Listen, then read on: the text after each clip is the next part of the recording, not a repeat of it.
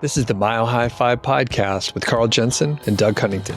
We have authentic conversations about the journey to Fi, health, happiness, and some very odd tangents.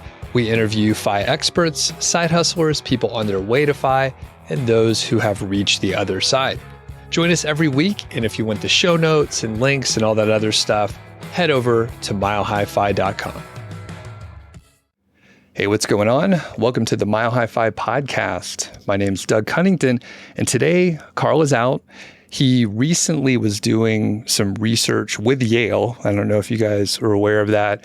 It was about a vegetable urine study, something he's actually very passionate about, but it went so well that he's actually doing another one at Harvard. So I think he's moving up.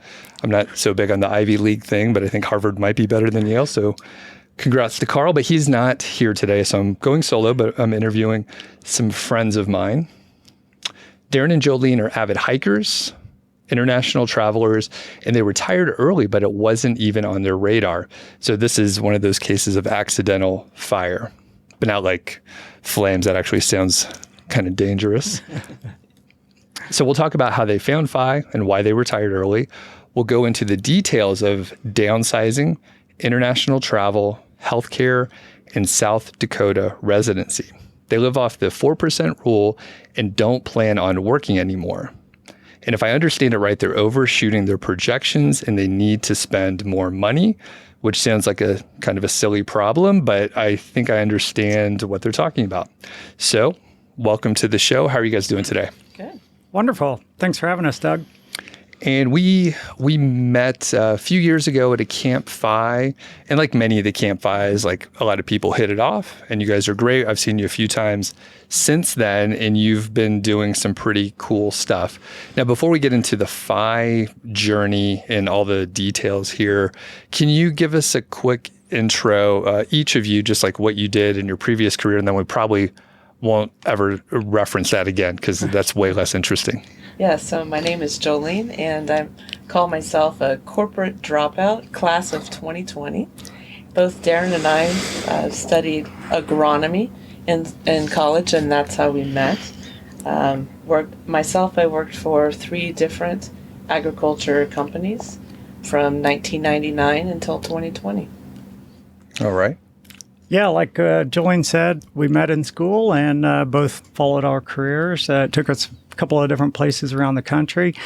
Really enjoyed our career for 20 years or so, and then things started to change, and the work just became a little bit less rewarding, and we kind of discovered that we were already Fi. We didn't really have that on our radar, and we kind of got to looking around at what else there was to do, how we might reinvent our lives. And we discovered the Fi movement or fire movement, and just, started listening to ChooseFI podcast and reading books, and kind of went down that rabbit hole. I don't know, it wasn't long after that Jolene retired, and I stuck around for about 1 more year and also retired. So then in 2021, we were both free to travel. Got it. And you said you had about a 20-year career where you were like, oh, this is pretty good. Yeah. But at some point, it wasn't anymore. Yeah. So talk about either, we'll go into both, but like discovering Fi and fire, and also your dissatisfaction with the job. And either of you can start. Yeah, so one of the reasons we found ourselves accidentally Fi in 2018 to 2020 was that we had both been in the same industry, working for the same company or for competitors of each other, a dual career family. So we had a fairly high savings rate, probably around 20% for each of us. We didn't keep records until 2018. Yeah, but we were able to go back through our IRS tax receipts and see that over 20 years, we entered our careers in a very difficult time for our industry. So we've just kept that up. So in a nutshell, we saved 20% and spent the rest. Yeah, so that's how we found ourselves accidentally fi? Yeah, I would add that so that we were both in the same industry, and the industry, agriculture, tends to go in a lot of cycles. So as commodity prices are up or down, companies tend to hire or let go. And so knowing that we were both in the same field, we always had that risk that either one or both of us could suddenly find ourselves looking for something else. So, and we both grew up in fairly frugal families, and so we didn't spend lavishly, but we always had that in the back of our mind, is that at any point, one or both of us could be looking for a different job. And so that was our reason for saving and investing, not so much for early retirement.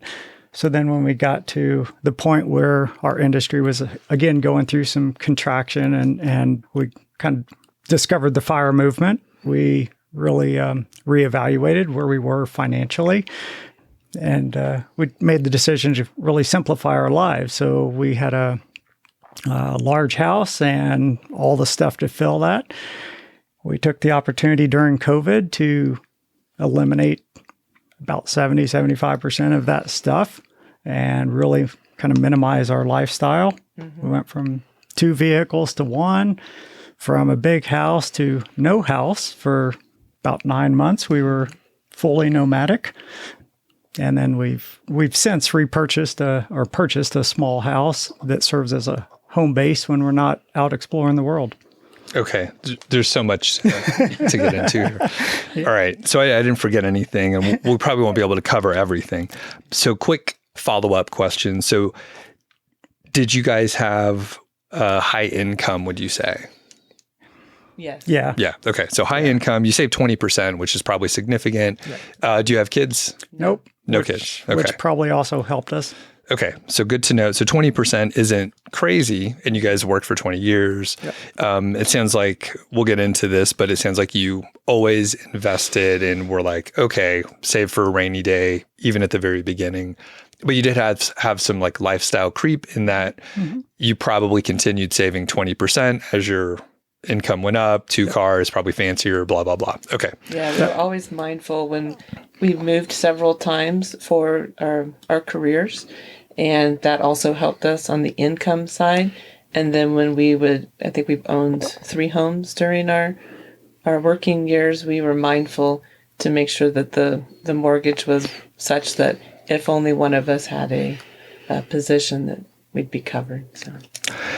All right. And we will come back to downsizing in the 9 months of nomadic living. With your cost of living, were you in expensive places, cheaper places, middle of the road? Yeah. So for the about the first half of our career, we were in Indianapolis area. So medium cost of living, I would say. And then we were in the Raleigh-Durham area. So not exactly a cheap area. Not the most expensive in the country, but certainly a higher cost of living. One thing that helped us with the purchase of the house in the Durham area was that we moved and built in 2009, when builders were desperate for anybody to have a house built. They wanted to keep their A teams during that time. So we got things like a free basement and extra bump out on the square footage. So, yeah. Wow, that's pretty good. So you discovered FI. Do you remember like which one of you first found it? And if so, what was the path? So in 2018, we were part of a large corporate divestment and acquisition. So as part of that process, we had to move our 401ks from Vanguard into Fidelity. So we sat down with the Fidelity office was down the street from our house. So went through the transfer process to move things over. All of us that went to that other company had to do the same thing. And then it was that moment that the advisor, we were all assigned advisors, asked us what our cost of living was. And they also asked, what did they ask? Yeah, so the real question, so they went through all the life goals and projections and stuff like that. And the last question she asked was, when do you want to retire? And we had never thought about this before at all. We had never discussed it, and we both blurted out the same number, which was 55. And we just thought that was a crazy number. And to both of our surprise, she replied, punched a couple things in the computer, came back, said, "Oh yeah, you could do that." I'm like, oh, wow. So we went to the car and we're like, we should have asked for a smaller number. Yeah, we should have shot lower. So that made us start thinking, that what is possible. Okay. And then on a vacation at the end of 2019, we have this story of like the last 10 years of our working careers. We would go to the Bahamas or another place in the Caribbean, rent a house for a week or 2 weeks, sometimes with friends. And I would read while Darren would go saltwater fishing. So end of 2019, I went to the Barnes & Noble and bought like 10 books on personal finance and living overseas. Because I knew from my corporate travels that the basics of life cost less in most places that I traveled to. Yes, the luxuries were more expensive in a lot of places. Yeah, it was through reading one of those books about living overseas. We kept, at the beginning of 2 books, was this thing about fire. I'm like, what is fire? And then it was, we were in Cat Island, Bahamas, December of 2019. I'm like, I think we're one of these fire people. So. Okay. And that was 2018, 2019 through those 2 little stories. Mm-hmm. Okay. Yep. It sounds like both of you were on board early on. I mean, you said 55 and like at the same time, and then wanted to push the limit and pull it in. Were you basically, is that a good assumption? You guys were on the same page and you're like, hey, let's do this? Absolutely. Okay. Yeah. And it was during that time we had a neighbor that listened to a Pat Flynn podcast. And so he also had friends who were financial advisors. And he's like, hey, if you don't want to just quit cold turkey, maybe you want to do some entrepreneurial things. So we started listening to the Pat Flynn podcast, and we even went to FlynnCon. And so dabbled in affiliate marketing, and I found that easy and interesting, but I still didn't know I didn't need to do that. Right. Yeah. You're like, I just want to try it. Yeah. That's fun. So I got started with all this stuff from listening to Smart Passive Income, which I found in 2013. Did you, and then I started producing stuff. Yeah. Did you ever, and around that time, I had a lot of stuff around keyword research. Did you ever run across my material on YouTube? I don't remember. I actually... Oh, you to remember. It's really groundbreaking. No, it's okay.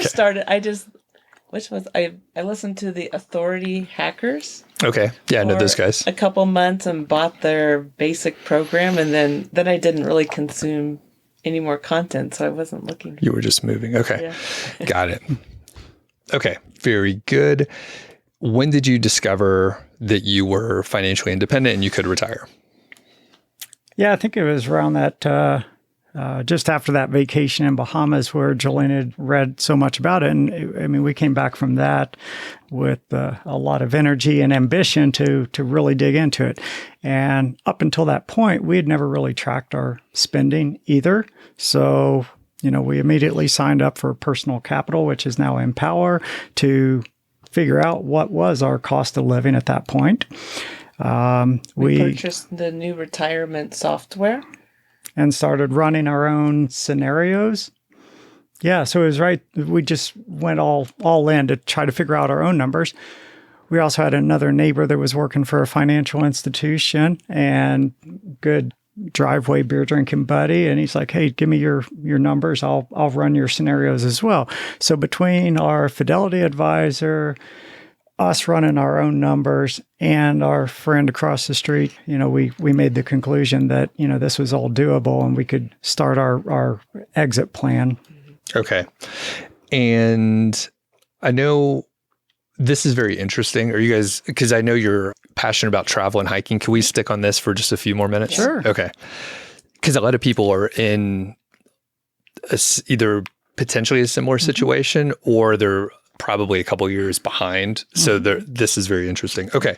So you mentioned NewRetirement software. Is that just a specific app that consumers can purchase to run through a simulation. Yes. Yeah. And they also have fee-only advisors as well. So you can probably tell, but you were the one that purchased the package. But. Yeah, so NewRetirement.com is the website, but it's often just referred to as NewRetirement. They've got a free version that a lot of people use. We recommend the paid version. I forget what the pricing is. It's like $120 a year or so. Extremely useful. We go in and update our numbers and run new scenarios probably twice a year. So that's been really useful. Okay. And I know I've never used that software, but I was going to say in us working with advisors and seeing the different software, I know we're smart. We could probably put together a spreadsheet and do some things to essentially simulate that, but it's way harder and it's much easier to break something. And there's stuff that we don't know because we're not CPAs and we're not statisticians that can run through this. We would make mistakes. So the software is like really valuable, or working with an advisor of some kind. And again, I know there's like free tools, but like there's issues with that. Not that they're not useful, but when you're like planning for a much longer time horizon, or you're like, I want to create another scenario, like what if we want to buy a new $50,000 car every 3 years? Like, where does that fall apart? Again, you can do it in a spreadsheet, but it's prone to mistakes. You can. Yeah. We're not software people. We're not programmers. I would rather have somebody else already do that. And I think this tool and probably others out there that I'm not familiar with are extremely powerful. Like, I mean, you just make a simple change to your plan. Say, I want to do a bigger Roth conversion this year, or I want to postpone that big purchase of another car or another, a different house, whatever. It's so easy to plug that in, and the graphing capabilities are wonderful. So I'm a very visual person. So it is nice to see your cash flow or your investment accounts increase or decrease, and with each of those different scenarios.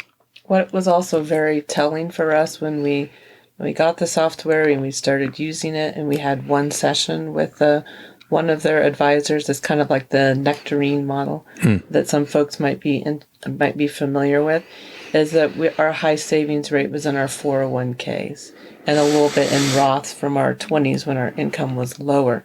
And so we could really see in that software that we were going to have a bigger tax burden in our 60s and 70s. We would be at an even higher tax rate than what we were as a dual career Fortune 500 company employees. And my father was also going through a similar situation, really? Seeing what RMDs were and stuff. Yeah. So that was a coincidence, but also really gave us the confidence to leave, because we knew that there were different ways to access that money. And now we know there's even more, like the 72T. So right.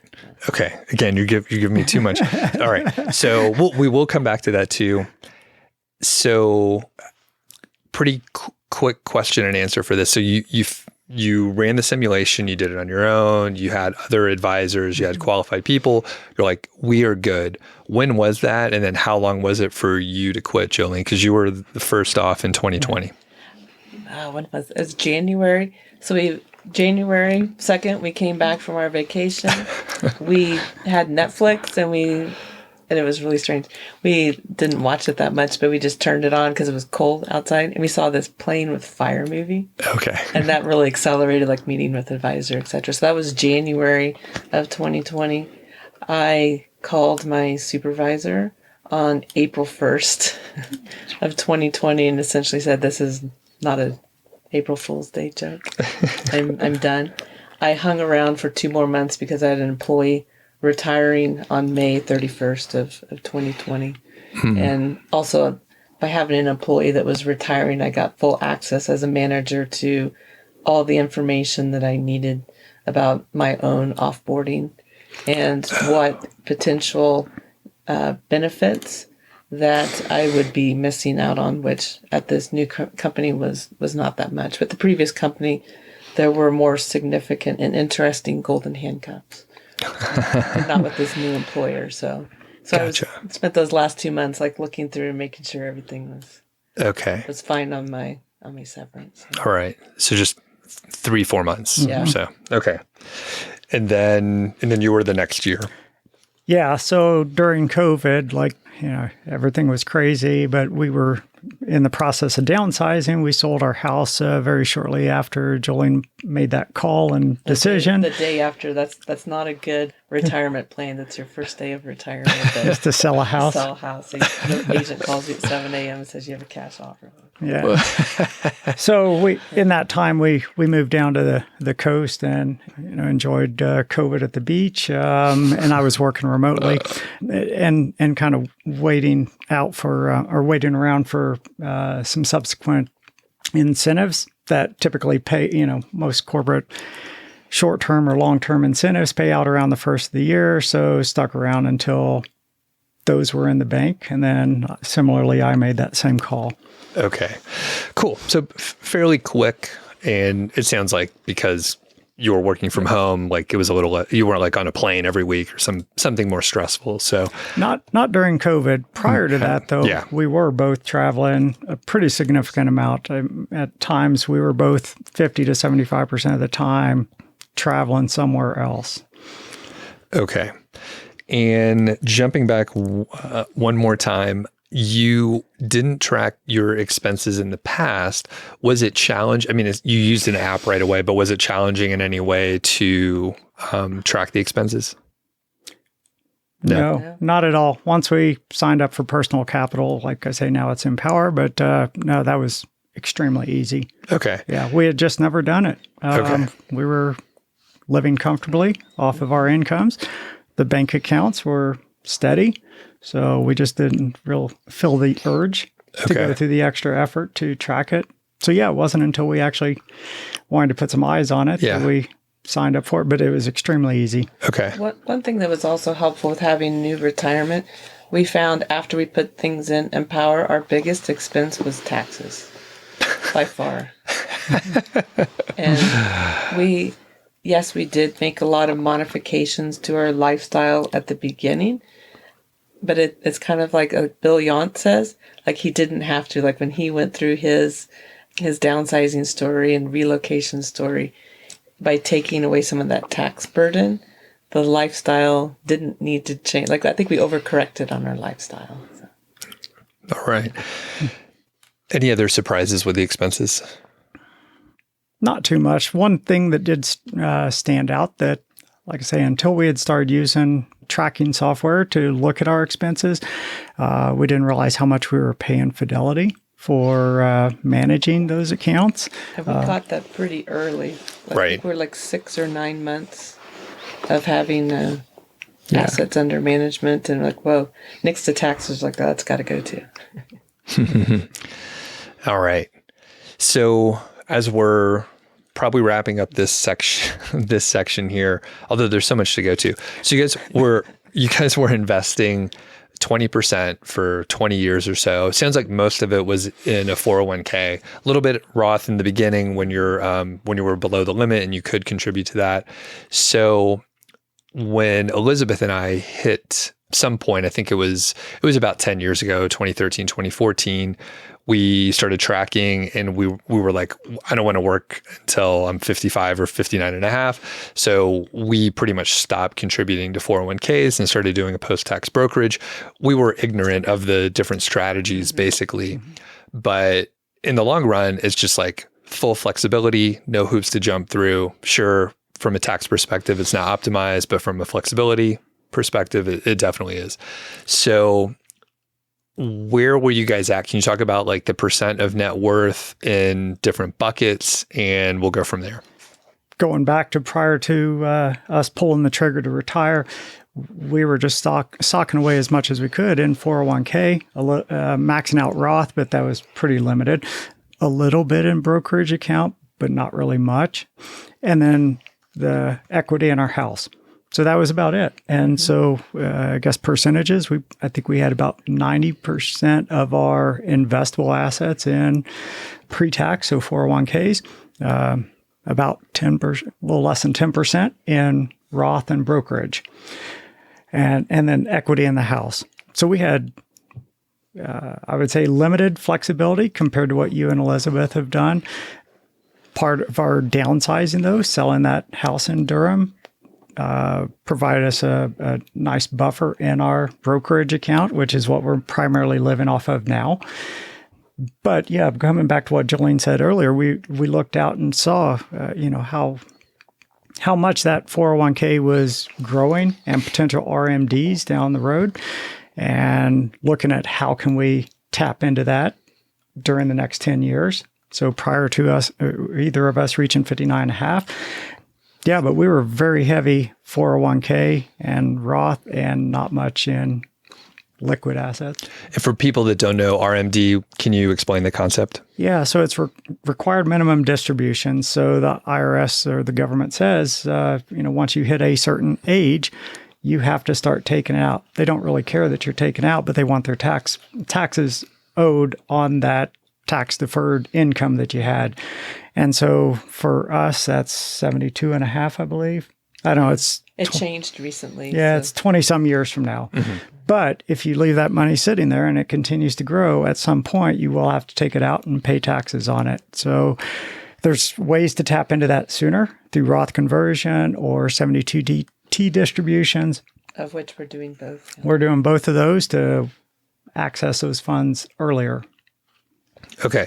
And the Roth conversions are a more, I guess, common thing. So people are more aware and people could look it up. So we won't go into depth here. Mm-hmm. But what about the 72Ts? There's more discussion on it, and it may be more, or it sounds more complex, but can you guys lay it out in your strategy for setting those up? Yeah. So maybe we take a step back and say that in retirement, one of our goals is to maximize the 12% tax bracket. So for us, it's a married filing jointly tax bracket, and we want to fill that up with Roth conversions and 72Ts. So we both have 72Ts, and we left ourselves some flexibility, and Darren can go into the mechanics of the 72T, but we left ourselves flexibility that if we needed to go on ACA at some point, we're currently not using ACA, that our 72T ladders would not put us over those limits. And then year by year, we've been doing the amount of Roth conversions that we do is kind of depending on the market, but with the first focus being topping up the 12% tax bracket. But Darren went first on his 72T, so he can. Yeah, so the 72T can be intimidating for folks. It is, I think, mostly because it is a fixed amount. So once somebody starts it, there's an opportunity to change it one time. I don't know. I think it's more intimidating because there's fewer people familiar with it than what it actually is. So setting one up is actually fairly straightforward, at least for us working through our Fidelity office. Mm-hmm. They have a simple form. You fill it out and use the calculations. I don't know. It's pretty straightforward. You have a few options or a few levers you can pull. One is you can subdivide part of your IRA out. So you don't have to start a 72T on your entire balance. Actually, we recommend not doing that. Yeah. So only determine how much of a 72T or distribution you want on an annual basis and partition off that amount into a separate IRA. And then, once you pull the trigger, it's a minimum of 5 years or 59 and a half, whichever comes first, that you have to continue it. Okay. Another thing, I think what makes it difficult for people is upfront finding within your custodian, if that's Fidelity or Schwab or Vanguard, someone in their office that is knowledgeable of the 72T. And when you're doing your first one, you don't know enough to know if you're writing by email or talking to someone who actually knows what they're talking about. So we have a friend, Eric. He was given the wrong form, I think, more than once. So, yeah, the people within these large custodian providers don't have a lot of knowledge because they really didn't make sense for a lot of people in our situation until 2022 when the interest rate started to increase. So it was not on our radar in 2020 because interest rates were so low. Yeah, there's a portion of the calculation for the distribution amount that is based on current interest rate or what had happened 2020, I believe it was, is that you could have a minimum of a 5%, which is part of the calculation.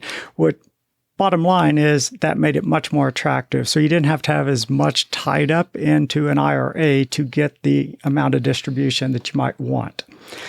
So prior to that, you'd have to have a bigger pot of money tied up to get a smaller amount of money out. So with that new calculation or the 5% minimum, then that gives you access to a bigger paycheck essentially. So meaning if you portioned off $100K, correct, you'd have to get 5,000 out each year at a minimum. Is that right? 5% of the total? There's a few other things that go into the calculation, but that's similar. Not financial advice. Just where, Right. So, and let's go through like a real example if you can, and just fill in numbers where it's like, okay, we want to do, say, we'll make it easy and say 10 years. So 10 years and maybe we want to portion off like 100,000. So how might that look if you could estimate or fill in numbers as for entertainment purposes? You could do the like 300,000. Yeah. So one of the factors that goes into this calculation is your age. And then I think it's also about whether there's 3 different calculation methods. You could just pick one. Well, and I don't know the details of which ones, but they can each give you a different distribution amount. So typically somebody's going to choose, I think it's the amortization version or selection, but that allows you the greatest distribution. So let's say you want to get $20,000 a year, roughly. You would need to set aside $350 into a separate IRA. Okay. Got it. And that way, like you said, you would encourage someone to like just take a portion, and that way you're able to get a little bit out. You can, and I guess when you take those distributions, which are equal through the years, you pay taxes at whatever rate it would be. And like you said, you're trying to maximize the 12%. Okay. Correct. The nice thing about it is that or I guess one of the main reasons people do it is to avoid the 10% early withdrawal fee penalty. So it gives you access to that without having that additional 10% cost. Okay. One of the other beauties about 72T is you can set up multiple ones. So let's say we've set our 2 up now, and 4 or 5 years from now, we decide we want to start another one. We can partition off some more, set up a second IRA or a third IRA, and begin distributions on that account as well. Okay. Got it. Currently, what's like the max income for the 12% bracket currently-ish? With standard deduction and married filing jointly, it's 120 something. Okay. 2024 is 120. So pretty good chunk, especially for 2 people. So, okay. And as we could do like 3 hours on it. So I'm trying to go faster. So you had a lot of money tied up. You just worked on the 72T. You sold your house to pull the equity out, and you had some money to live on for a few years, bridge the gap until you were able to do this stuff, which I think, you could have done the 72T or some other methods before, but a Roth conversion, you're kind of stuck for 5 years, right? Like you move the money in. Correct. And then you can't get that principal out for 5 years. Correct. So that's a bit of a hurdle. If you didn't sell your house, what would have happened? Like, was that one of your main options? Like, would you have been able to access the money? You just pay the 10% penalty. What would you have done? That's a good question. Yeah, I don't know that we really thought through that because offloading the house was one of our first decisions. We were both traveling 50, sometimes 70% of the time. And it was right after that same trip, we walked around the neighborhood and we saw a neighbor's house for sale. And it was during that walk, like we came back to the house, we're going to sell our house because they had appreciated so much. Yeah. And we knew we wanted to change our lifestyle. We wanted to downsize. And so we didn't need that big house or to be paying the insurance and property taxes and all the stuff that kind in of there. a cost of living area. Okay. So that was kind of a no-brainer. But I guess back to your question is we could have begun 72T distributions at that time. I don't think we really even knew about them, and they weren't as attractive at that point either. So yeah, it would have been Roth conversion and wait 5 years, Gotcha. or tap into what we already had in our Roths, which wasn't attractive to us. And another option, I do have a pension with a previous employer, so that could have been something we could have used as well. So Gotcha. And with this 72T, it's more attractive now because interest rates are higher. I get that. Correct. But it still would have been fine. You just would have to move the money over. But by the way, is that still invested once you move it over? Or is Absolutely. That okay, yeah, so it's you still can invested. still manage the investments as aggressively or conservatively as you would like. And just to make up a number, like to get the 20K, you mentioned 300K before. Maybe you would have to put in like 400 or 450. Correct. So it's just like a small, like again, more money is tied up in that bucket, but you still get all your money. Yes. It's just Yeah.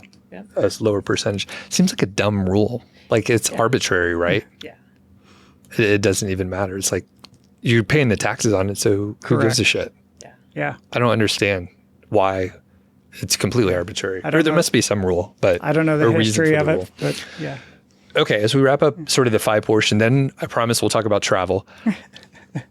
What about telling your family and friends? It sounds like it was pretty quick out of the blue. And then once you ran the numbers, simulations, thought about it, you were pretty quick to take action. So how has that gone over the last couple years or even initially?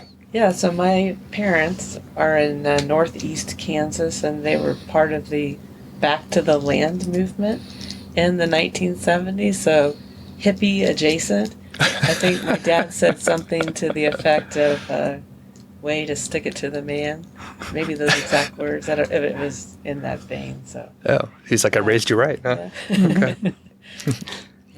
Yeah, and for my family, it was a little bit different. It was more, I don't know, maybe more, more of a shock and questioning, why are we doing this? And I think I even got a question about, is everything okay? Are you sick?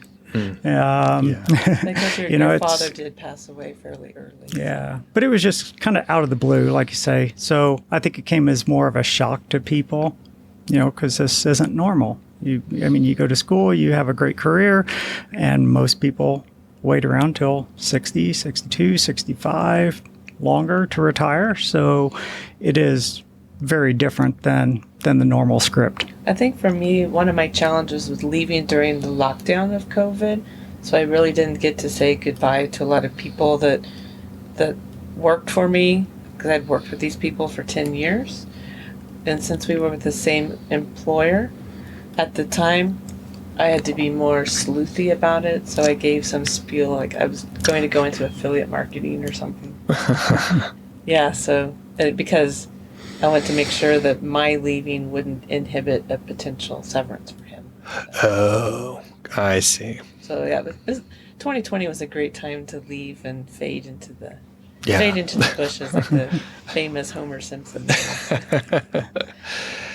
Okay, and you guys, it seemed like you knew what you were going to be doing, like once you stopped working. Not Is that really. correct? Okay. No, So how did that go? Let's talk about that and then Yeah. transition into some of the travel stuff here. Yeah, I think so. There's a lot of talk about retiring from something versus retiring to something. And I think both have their place. You know, a lot of people argue that unless you're retiring to something, you'll just be lost wandering around aimlessly or have a lack of sense of purpose. And I would say for us, it was more just, I guess, the retiring from something, we knew that, but the retiring to something, we just knew we wanted some adventure. We love travel. We love going to new places and experiencing the food, the culture. And we had a list of places we wanted to travel to. what that looked like over the next several years, we didn't really know. We wanted to go walk the Camino de Santiago as a first step. Beyond that, we didn't really know. We figured we didn't really know where we wanted to live. Yeah. Okay. So we just saw it as a big, wide open adventure, and figured we'll see where it goes. So I want to go back. Retiring from something, which let's say someone hates their job, so they're retiring from that, versus retiring to something, which we hear often at CampFIs or other places. Yeah. And I was actually just talking to Elizabeth, and I think like that has lost its meaning for me because I've seen people retire and then like whatever, they get bored and they either go back to work or something like that. And I'm like, when someone says retire to something, what do they mean? Retire, because I'm like, if you don't have a specific job, then you're just, you're retiring to your normal life. So can you, let's dig into that? Because I was talking to Elizabeth and I'm like, I think people shouldn't necessarily retire to something because then they're going to set themselves up to like volunteer too much, or they're going to do some other thing too much because like they can't sit still or they can't figure out what to do otherwise. And I think sometimes even if you don't hate your job, you can be so busy with the job, or if you have kids, busy with the job and or family, that you don't have time to stop and reflect about what that thing could be. So yeah, you could easily pick the wrong thing. I don't know. For us, it was more trying different things and not over analyzing it. And as soon as we found we didn't like a particular hobby or something wasn't as rewarding, is to make changes. Yeah. It's not really profound, but it's, I can see what you're saying. If somebody selects something and if that doesn't work, they could have more heartache about that. Mm-hmm. Yeah, I think for a lot of people, the retiring to something is a hobby they're passionate about, or or retiring to help a family member, for example, something like that. But I don't know that it has to be quite so specific. Mm-hmm. I mean, it could just be, I want to retire to enjoy life, or adventure in our case. Or it could just be wide open. I think the beautiful thing about early retirement is we have a lot of time to explore, to do, try out different hobbies, passions, volunteer opportunities, things like that. It's, we can try something. If we don't like it, toss it aside and try something else. We don't have to worry about, we got to make a living doing this. Right. Yeah, that does make sense. And I think I just, I overreacted because I heard so many people say it, and then I see people that are like overly busy for like, no, I'm like, you control your own schedule now. You don't have any excuses. It's your fault. Okay. And I have tons of hobbies. Elizabeth is having no issue. She has a lot of hobbies, and like there's good community around here, and there's like so much going on that we have to be like selective on what we are doing. Yeah, same for us. We have not yet had a day that we're bored in 3-4 years. There's always something that we can do. In fact, we may often take on too many things. And so it's easy to do. Yeah.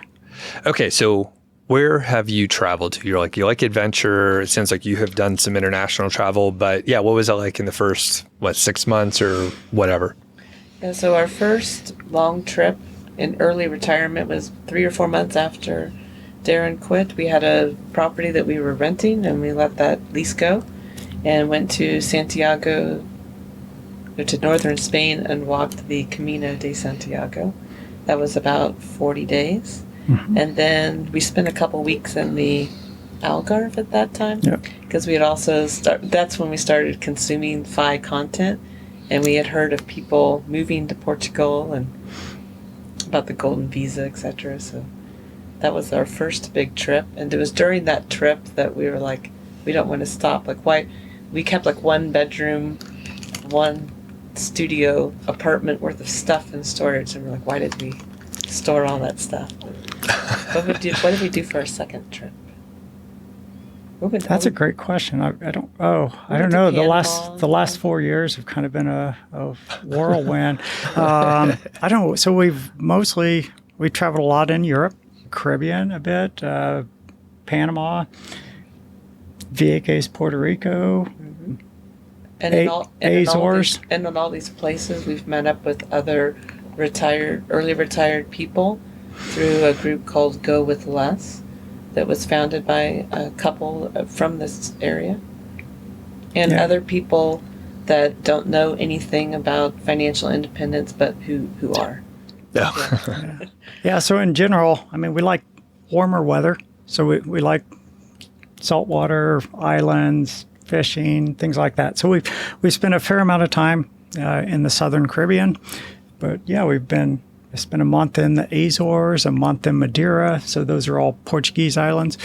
But yeah, the biggest part of our time, aside from Southern Caribbean, has been hiking through Europe. And I think we counted up yesterday that we've hiked through 9 countries in Western Europe, from Netherlands down to Italy and from France to Portugal. Wow.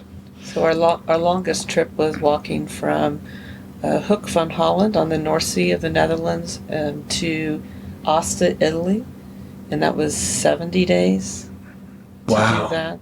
How many miles are you walking a day, or how much time on your feet? Yeah, so we typically will average about 12 miles a day or 13 miles. So it really depends on the day to day. And that'll include some rest days. So we typically will include a rest day every 7 to 10 days.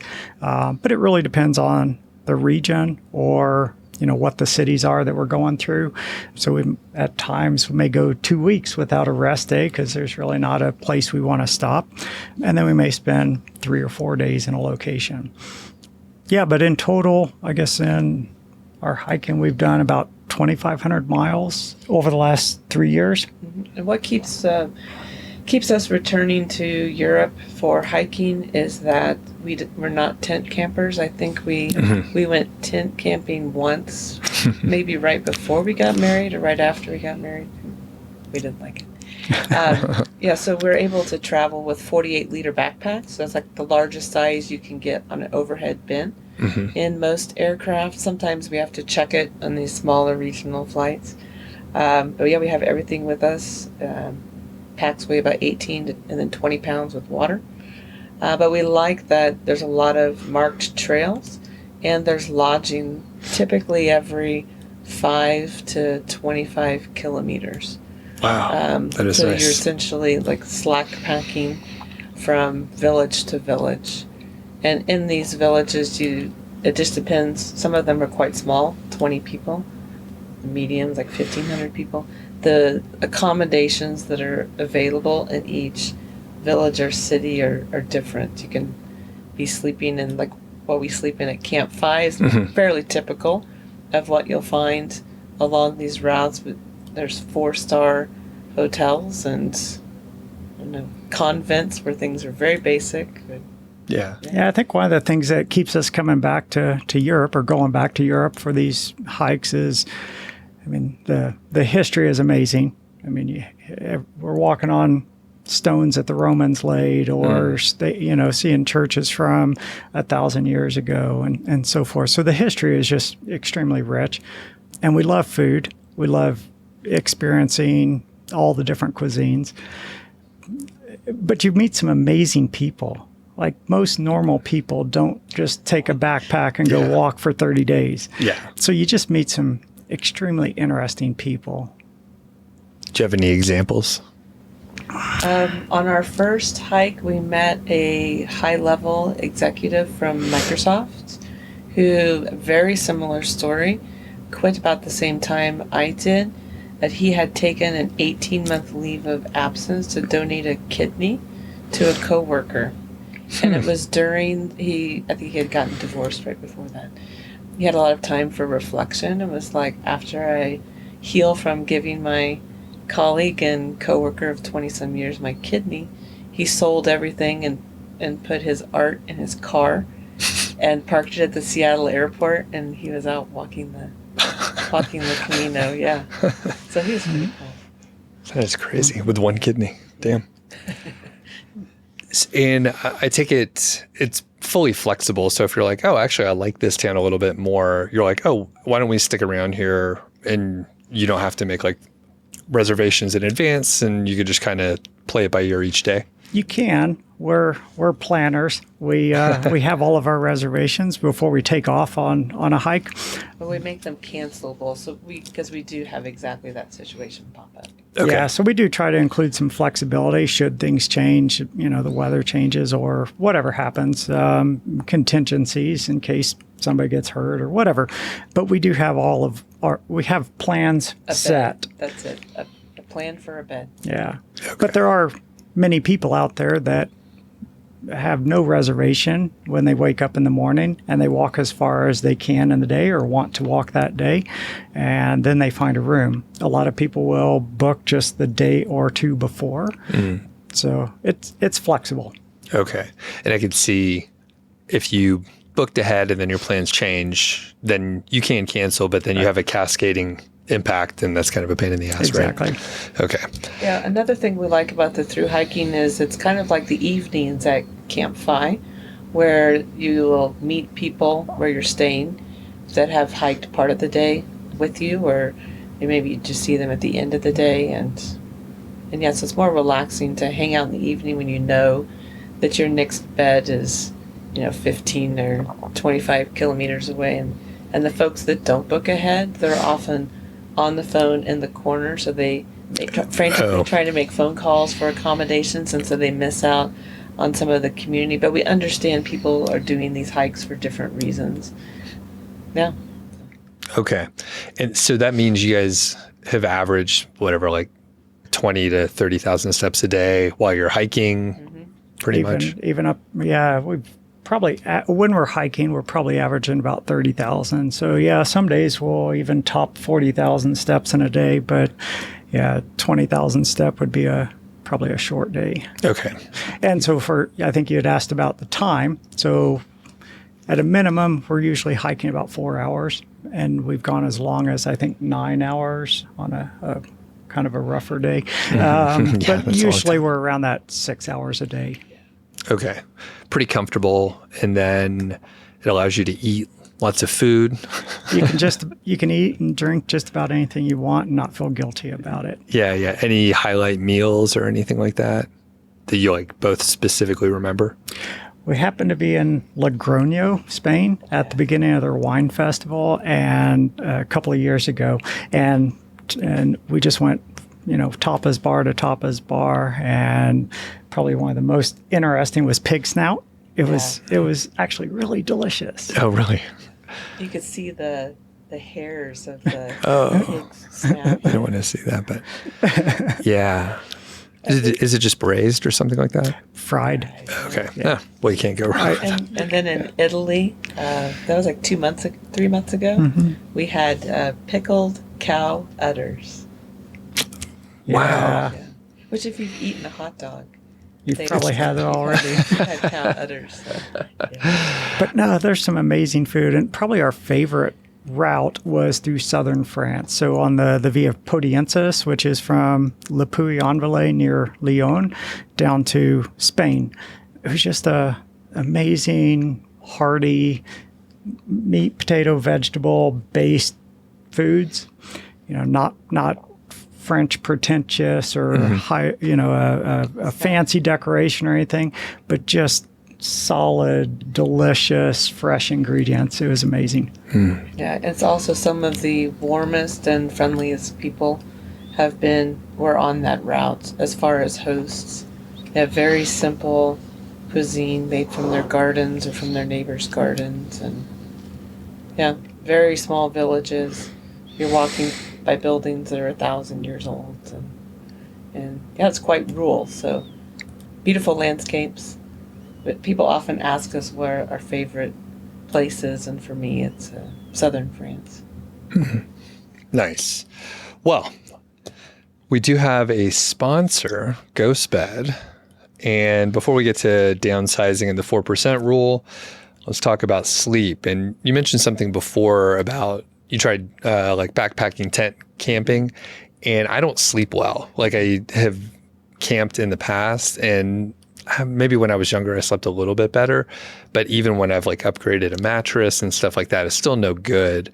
So I'm curious, like you guys are going from like different place, night overnight. How do you sleep in those varying accommodations? Fairly well. I guess we've kind of gotten used to it, partly through our years of traveling for work. A lot of it really depends on the bed and pillow. And I mean, we've had some fairly uncomfortable beds along our routes. Those nights have not been so good, but for the most part, I'd say we sleep pretty well when we're traveling. One key is everybody that does this long distance through hiking takes one or two things with them that are luxury items, and my two items are a toddler feather pillow. So it's like $80 with a duck down pillow, and it packs very nicely. And the other is a yoga stretching strap, because if you don't stretch yourself out really well before you go to bed, that can also cause some tension if you're not limber when you go to bed. But I'm pretty sure we haven't come across a ghost bed on our hikes. Probably not. And how about a haunted place? Have you had any haunted places? And we've stayed in several monasteries and convents, and I think one of them was. We're the only people. Yeah. Several times. Yeah, oh, wow. There was a old convent. Even the person working there left at night, and we were the only two people in this 13th century convent. We didn't experience the ghost, but I think they said there was one there. Yeah, and there was a place in Italy this year. The village had maybe 40 people, had a gas station because there were no other villages big enough to have a gas station. We were the only ones there. We were like the first guests of the season, and we stayed in a monk's room where he had drawn, they think this was in 1350, he had written in pencil, and like a colored pencils, I guess, the scenery of outside. And we're staying in that room. Like, that's kind of interesting to stay in a room where someone drew on the wall 700 years ago. And it's just chilling in the room. You know, there's no like big protection. Everybody respects it. So, yeah. Wow. And I think it was like $40 a night or something. Yeah, the pillow is a big deal. And GhostBed does have pillows as well as mattresses, and they have bed frames, all the accessories you need to sleep. They've been in business for 20 plus years. They have over 60,000 five-star reviews and cooling technology. So they have like a layer of like cooling something or other. I know in the pillow, it's like a sort of a gel top, which is nice. And yeah, pillows are big. Like I have started, if there's space, to like travel with a pillow. Like I brought one down to CampFI. Just because sometimes, I don't know, it feels like a blanket folded in half twice, and it's like the worst pillow ever. Not necessarily CampFI, but like, you know, some motels are like that, or hotels.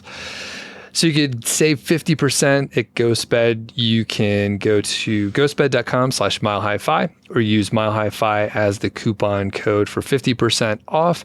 And they do have a 101 night at-home sleep trial, so you could check out a mattress if you want to.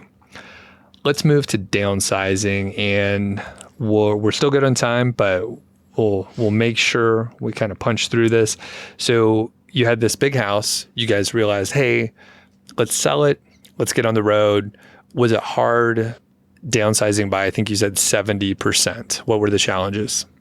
You could go first. Yeah, so I think I become more emotionally attached to things than Jolene does. I think she's a bit ruthless when it comes to cutting stuff out of our lives, which is good. So for me, initially letting go was a little bit difficult.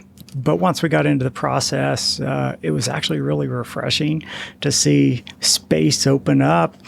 You know, so during the lockdown, or during 2020, was a great time to sell stuff. Because a lot of stores were closed, stuff was hard to come by. It was almost addictive. Like, how fast will this thing sell? Yeah, that was kind of fun. Yeah. And I also realized that the things we were selling, if we ever wanted to buy a place, or you could buy the thing back just from somebody else, and maybe even in better shape. Okay. And was there anything that you got rid of where later you were like, I wish I would have kept that one? I think we had some tools that we got rid of that we've purchased back recently. This house that we purchased is 119 years old. So where there were some tools like, I don't think we'll need those. Yeah, but I don't think I was emotionally attached to them so much. And like you said, now we've got a newer version of the same tool. So that's been fairly easy. Plus, we didn't have to move those tools across the country, get rid of it down in North Carolina. And 4 years later, buy it back in the new location. Okay. Yeah, it seems like there's, very little downside to it. I need to get rid of some stuff. I've accumulated some things or, moved things across the country and then realized, oh yeah, I could just buy a new one of those if I happen to need it again, but chances are you won't. But I was definitely, maybe with like frugal-ish parents or like you don't want to waste things. You're like, there's still value in this, whatever it is, whether it's a tool or something more like a household item. You're like, I don't want to throw that thing out, even though it's probably only worth like $5 or so. And you could buy a new one if you ever need it again. It's just hard to like get rid of something with value. Did you guys donate a lot of stuff or was it mostly selling? We kind of came up with a rule: if the thing didn't sell within 30 days, then we took it to a donation center. Or if it wasn't worth the amount of money. So I think early on we set a threshold, like if it's not worth $20, they're not going to sell for $20. It's not worth the time listing it on Facebook or eBay or whatever we were doing. And the deeper we got into that dollar amount kept going up. So we realized we want to get rid of stuff. And so it's really not worth the time to mess with the cheaper things. Totally makes sense. Yeah. And I could imagine it creeping up as you're like, okay, I don't want to deal with this hassle. Like now you know how much of a hassle it is. And I think, so it was after that though, but as we now look at bringing something else back in, like a new purchase, we kind of follow Michael Easter's slogan of gear, not stuff. So it has to serve a purpose. So when we look at buying anything now, we kind of have a saying that we joke about: if it's not something, if it's, you can't eat it, drink it, or smoke it, we don't want it.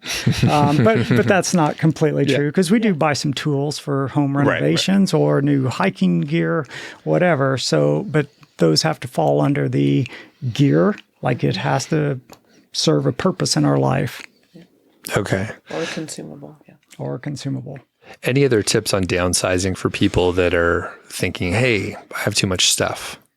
I think it would be identify a storage place that has temperature control and think about maintaining the stuff that you really want to, that would maybe go into a 1-bedroom apartment or could be a tiny home or a small home. That way, as you're going through the culling process, you can start to put some things in that storage unit. For me, it was art, wine, things like that I was like, okay, I'm going to use this whenever we're done with this nomadic phase. That way you have a goal. Like, there's only so much you can stick in a 8x8 storage unit, and pick a higher end storage unit. Don't pick the one that's like 10 miles out of town and with no temperature control, because everything in there will become a crispy critter. So. Yeah, I think the thing I would say would be recognize that everything deteriorates or becomes obsolete. So, including us. Yeah. But, if it's plastic, eventually that plastic's going to get brittle, faded, whatever. If it's an electronic, 5 years from now, is it really going to be useful? It's probably going to be outdated, like our phones or computer or anything like that. I guess the realization that everything ages, if whether you're hanging on to it or not. So think about further down the road how useful that item may be. And the other thing with a lot of personal items, we took photos of before we gave them away or sold, that they were already starting to get old, and so we have a photo of that, and then we had a fair number of albums and things. So while he was still working remotely, I would put on some nice music and then just got a nice scanner, scanned a bunch of stuff, saved it in the cloud and on a hard drive, and like it's in two places, and it was easy to part with that stuff knowing that it's backed up somewhere, because we've not ever printed any photos since like 2009 probably. So we're like, there's no reason that we need to keep these physical things if we're not even haven't printed anything for 15 years. Anything else with downsizing before we move on? I think when you're doing it in midlife, people will think that you're crazy. I think we're Gen Xers, so we also don't have as much attachment to stuff, I think, as a generation compared to older generations, because stuff has gotten less expensive. But people may ask, is there something wrong? Because we could go on for another hour on another topic, which is the first half of life and the second half of life.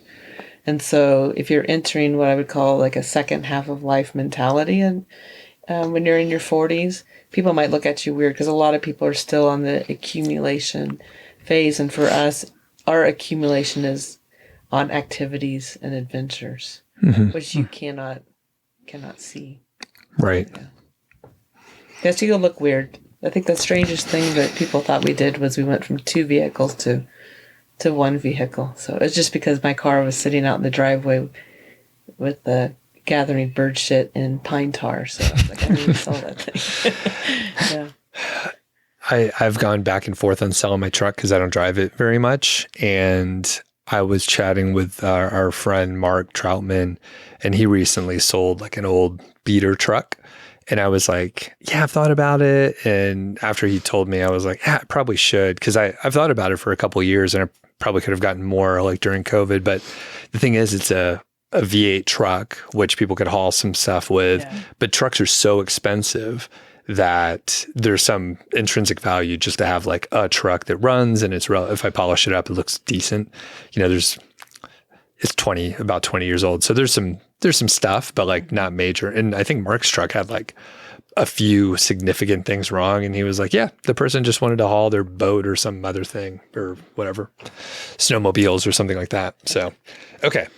So you guys are not working. You have no intention to work more.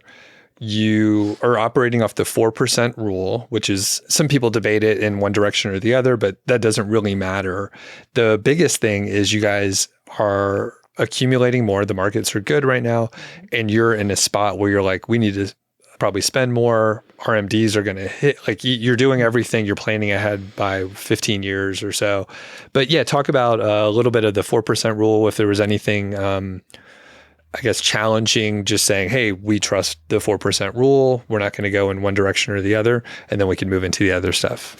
Yeah. So like you said, there's a lot of debate about, is the 4% or should the 4% rule be 3 point something, or should it be 4 point something or 5? And who knows? I mean, depends on market returns over the next, whatever we've got, 50 years, 40 years, maybe. But that's our guiding light, or has been for the last 4 years. So that's kind of our benchmark, try to maintain that. But at the same time, yeah, our accounts have continued to grow despite the 6 months of travel we do a year. So we feel like we're still in a great place. Recently, we started listening to Jim and Chris from the retirement planning and IRA show based here in Colorado. And they've got a little different approach that we're starting to really consider.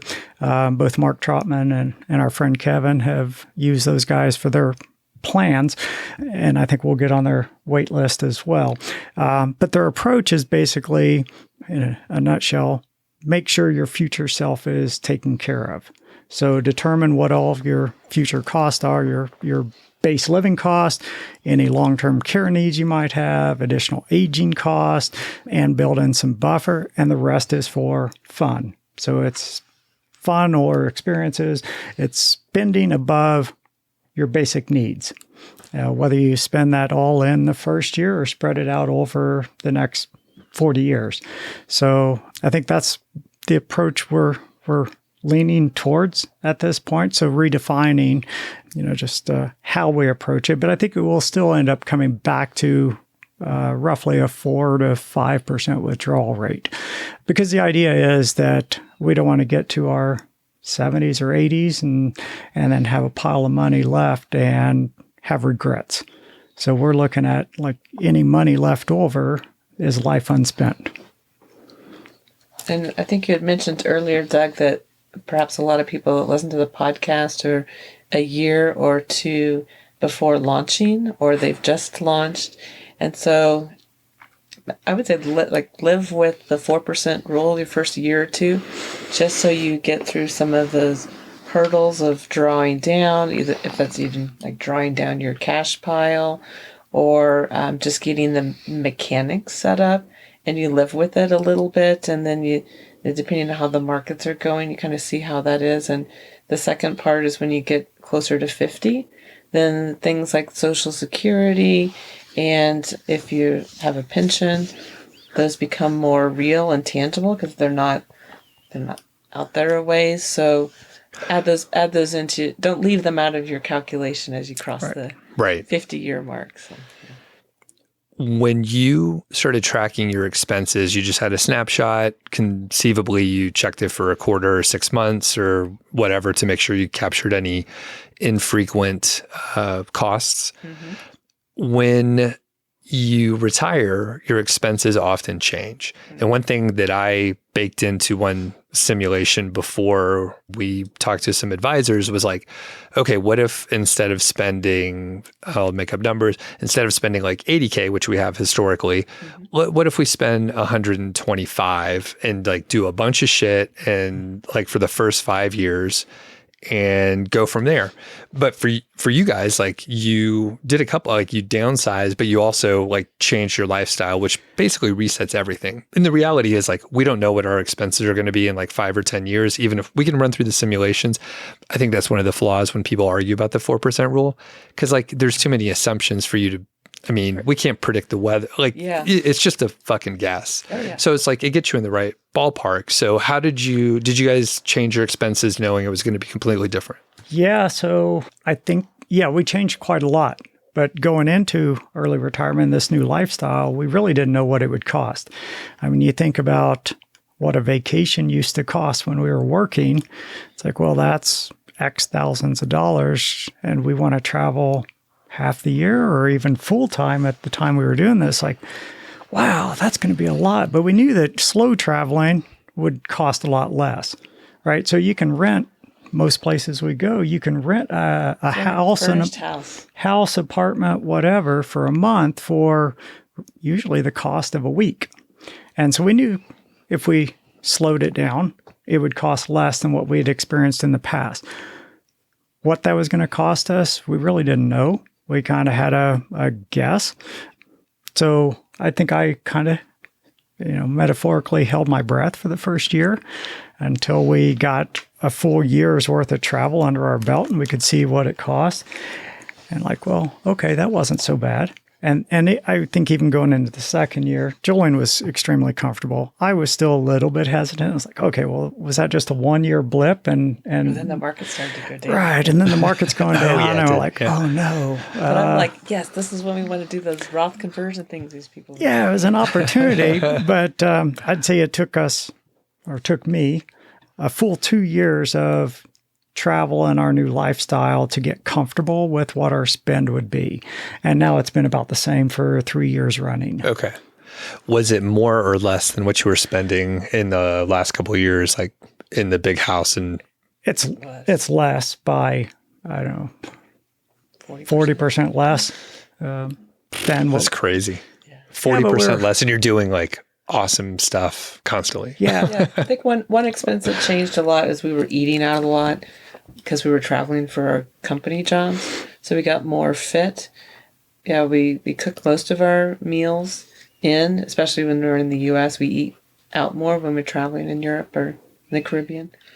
That was one expense that changed quite a bit. But we also started buying nicer and healthier foods, cooking. But it still went down. We eliminated most of our house insurance. Yeah, taxes. What was it? Our taxes dropped. House taxes dropped 90%. Yeah, we went from $7,000 or $8,000 a year house property taxes to very little. I mean, and cut out one vehicle. So, I mean, we cut a lot of things out that were the big ticket items.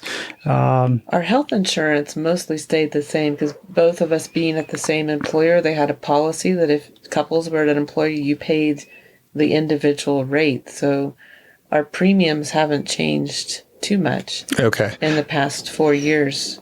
And we've done ACA, and we've done an expat plan that covered us in the U.S. for half the year and overseas half the year. And now we're doing a Farm Bureau health plan that I learned from a couple other people that blog more or do YouTube in the traditional retirement space or the age 55 retirement space. Mm-hmm. Can you give us the real cost if you're comfortable sharing for the healthcare? Yeah. Yeah, so right now we're just under $500 a month for the two of us. When we were doing the Global Expat program, it would have been cheaper if we just totally stayed out of the U.S. or if we were only in the U.S. for like 1 month, but we wanted to be here longer than a month at a time or per year.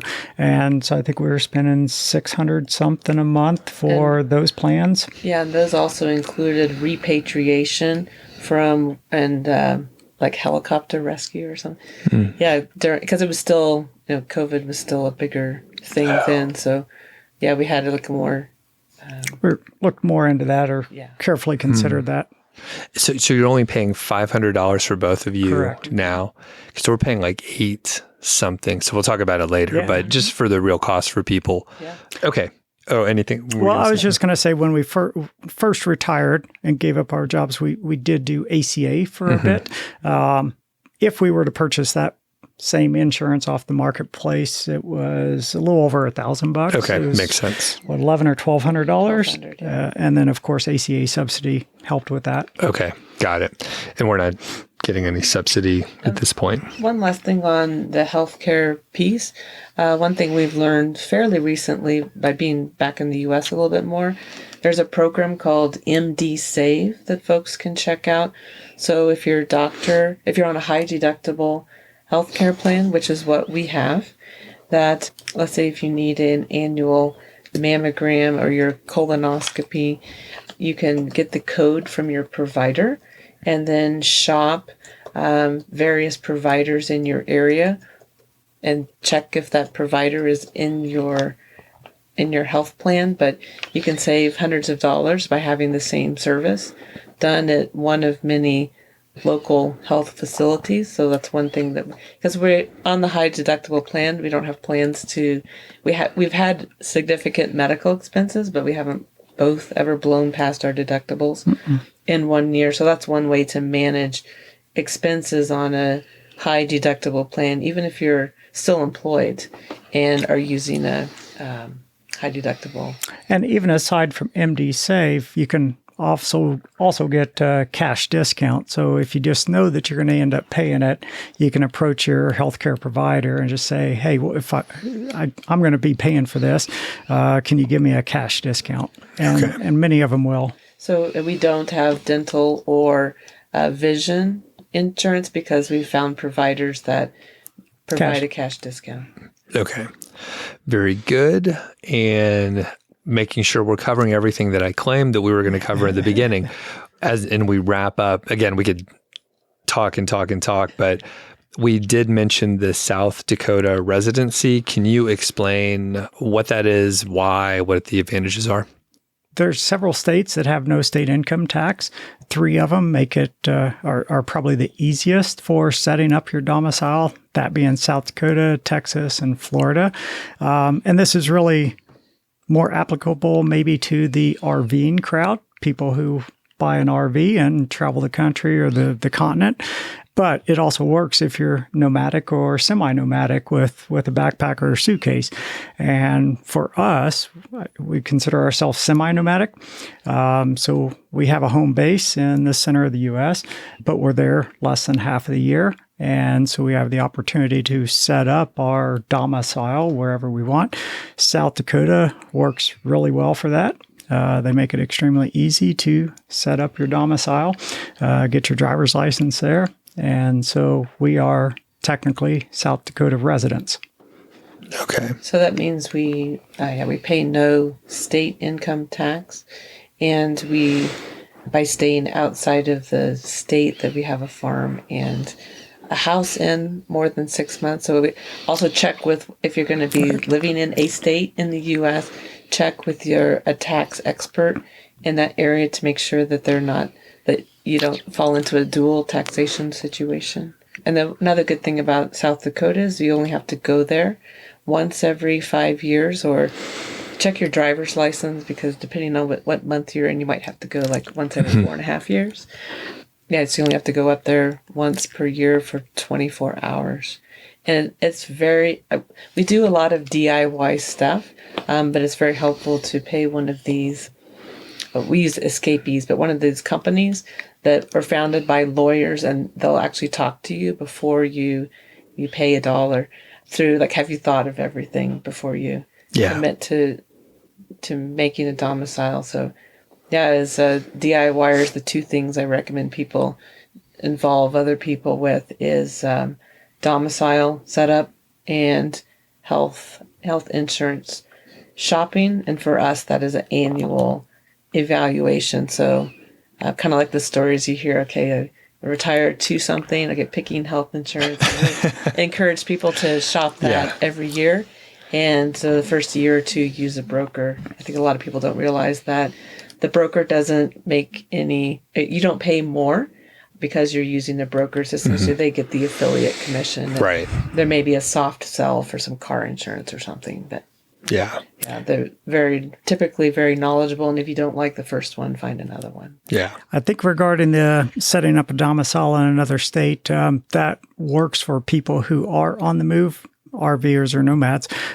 Probably not for somebody who's still earning a paycheck in a given state. I mean, maybe that works for somebody who can be truly remote, but if you have an office in another state and that's where your check is coming from, I think you'd have a much harder time arguing with that state why you don't owe state income tax.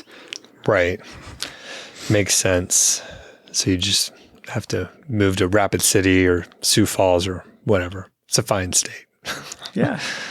All right, cool. I think we covered everything. Is there anything else that I forgot to ask that you want to tell us about? I don't know. I would just encourage people to really think about their situation. And if you're on the fence about taking the plunge into early retirement, go over your numbers, think about your purpose in life or what you want to do with your days, but don't hesitate. I would say the one thing that really has been reassuring to us is finding the FI community and meeting other people who are doing this. Prior to us pulling the trigger, we had never met anybody who retired early. I think the earliest I ever saw somebody actually leave was like 55, and that was just because they had an older spouse who had already retired traditionally. And then we went to economy, and we actually saw real live people who had retired or were in the process of retiring. And then since that point, we've gotten involved with CampFIs and have become friends. And that's some of our biggest social network now is the folks from CampFI. Mm-hmm. Awesome. Well, it's been a pleasure hearing your story. Is there anywhere that people can follow you? If not, that is fine. But I don't know if you have somewhere you want to share. Yeah, we have a blog. We just post sporadically. It's Dare to Draw Down. One of the main reasons I set that site up, we got asked the question a lot, like, how do we secure our house if we're traveling for 6 weeks or so? So just a laundry list of ways to make sure that your house isn't going to fall apart while you're overseas. What kind of things we carry in our backpack. So all the things we were getting lots of questions on. I'm trying to think of other. Well, and even how we plan our hiking trips. Yeah. So we've got a fair number of articles about that we would frequently get questions about. Yeah. A couple of our first hikes, I kept a detailed list of what things cost, just because in the evenings you don't have TV and people are talking. So I just took some notes. We would have questions of other people that have now done those similar trips. And so I could say, just read this on the website. But yeah, there's We just post like every few months or so. Cool. We'll link up so people can find it, and you guys are avid attendees for CampFIs and other stuff like that. So people should keep an eye out. If they do attend, you might be there. Yep. All right. Thanks. Thanks. Sounds good. Thanks, Doug. Thanks for listening to the show. That was the Mile High 5 podcast, and I'm Doug Cunnington, the balder host, and Carl Jensen is the cool, sexy one. If you dig the show, please do 3 things for us. Number 1, tell a friend, a family member, an enemy about the show. We really don't care who you tell. Maybe forward them a specific show that you know that they will like. It's the single most helpful thing that you can do to spread the word. It's like giving us a virtual high five, and actually we don't give high fives in person, so the virtual kind's pretty good. And more importantly, your friend or family member or even your enemy will appreciate the fact that you were thinking of them. Number 2, make sure you're following or subscribed on your podcast app, Apple Podcasts, Spotify, Overcast, YouTube, whatever you're using, and that way you won't miss a show. And number 3, please leave us a rating and review. We read them on the show occasionally, and you might hear yours out there on an upcoming episode. Quick disclaimer, this show is not financial or legal advice. I'd actually be surprised if it sounded like it. It's really just for entertainment, and that's at least what we're hoping for. But seriously, get advice from professionals.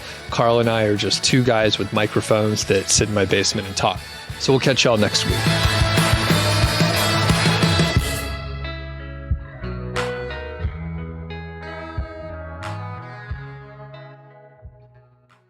So funny thing you guys brought up. Can I talk about it? Yeah. Okay. So you guys just brought up like, oh, has Adam and Eve contacted you? And I was like, oh, it'd be great if we can get some toys around here. And I would set it on Carl's table over there. Yeah. And he would just start playing with it. Cause like, do you see the fidget spinner? Yeah. I just placed it over there, and he couldn't keep his hands off it. So I'm pretty sure I could put anything over there and he would just get into it. That'd be hilarious. Yeah. All right. So you guys have been in town for like a couple days. Have you eaten out or done anything here in Longmont that might be interesting? We live in north central Kansas, which is quite rural, and we're not close to a Costco. So we really enjoy seafood. And so when we go to Colorado Springs or to Longmont or even mid-sized cities in Kansas that have a Costco, we make sure we make a trip and stock up our freezer with seafood. Yeah, our nearest Costco or any big shopping place like that is at least 2 hours away from us. Yeah. So We're lucky that we have a very nice grocery store in the small town where we live. It's about 700 people. So it's very beef focused, which is good. Enjoy beef, but you need to eat more fish. yeah, the only other thing, we got together with Carl and a bunch of the 5 folks last night and hung out for a few hours, had a good time. Nice. Yeah, I missed it, obviously. I didn't see you there. I'm still recovering socially from the big weekend, caught up on my sleep and all that stuff. And I was like, I could go over there. It was pretty warm yesterday too. So I was like, I don't know if I feel like it.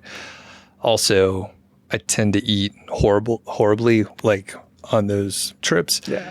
And it was like right after, I got a million excuses, but it was right after my family was in town where I basically like ate anything I wanted the whole time. So I was like, all right, I really like, I know you can eat healthier, but often at a gathering like that, it's like not the healthiest. And there's usually dessert, like 50% is dessert. And the snack room is always open. Right. Yeah. Yeah. 24/7. So anyway, I missed out, but I was like, it sounds like it was a lot of the people that I saw in the previous week. So. It was mostly a lot of the same folks. And yeah, I feel you on the time to get away from people. So after 3 days at CampFI, I mean, it was a wonderful experience. I love it. But as an introvert, by the time we got back to our room, I just crashed. It was middle of the afternoon. I just crashed. Yeah, exactly. Yeah. And a lot of times I end up not doing the full group activity. So I'll skip out on like maybe the breakout sessions and just like chat with a smaller group. This time I brought my chili pad, and I slept way better. I like disappeared at night instead of like hanging out and drinking. So I didn't need to take a nap every single afternoon, which tends to happen. So anyway, after the fourth one, actually that was my fifth one, I finally learned like, oh, you can go to bed early. Like no one will even notice you're gone. Yeah. Yeah. And how many have you guys been to? This is our third CampFI, and all three of them have been in Colorado Springs. Yeah. Gotcha. Do you have your sights set on any of the others? We do. Yeah. So next year we're actually going to 3 of them. One in Florida that happens to coincide with Jolene's milestone birthday. So we'll have a big celebration down there. Then we will be back out here for Colorado Springs next summer. And there's another one coming up that Stephen is going to be announcing pretty shortly. All right. So potentially by the time this one goes live, it'll already be out. I bet it will, most likely. So Do you have an idea of the timing of this episode? probably like a month plus. So yeah, Maybe he 6 said we weeks. could go ahead and drop some hints. Okay. So this is a good if we hint. want to. Yeah. Yeah. All right. Yeah. Cool.